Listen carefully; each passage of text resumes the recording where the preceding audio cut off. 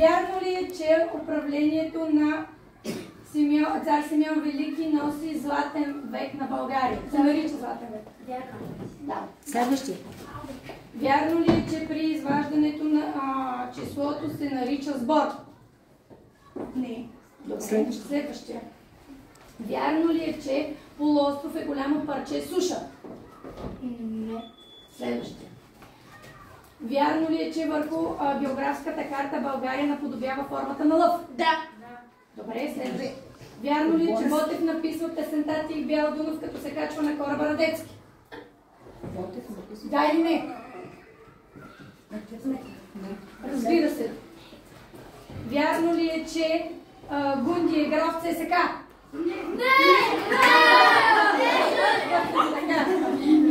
Вярно ли е, че цар Фердинанд и цар Борис III са баща и син? Да.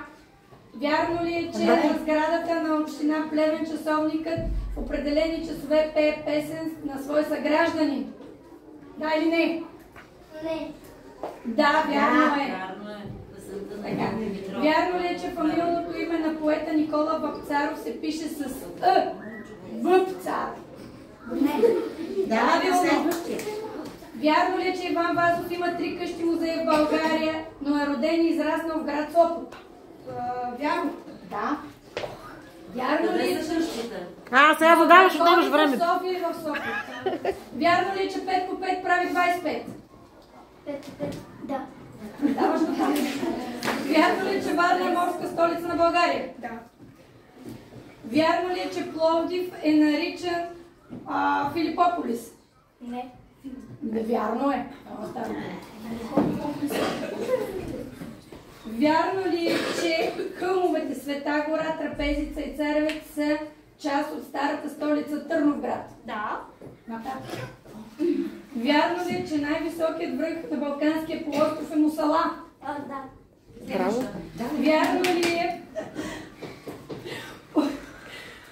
Има ли по-дълга река в България от река Искър? Не. Правилно. Вярно ли е, че 0 по 0 е равно на 0? Да. Добре. Вярно ли е, че България има водни граници? Да. Айде! По две!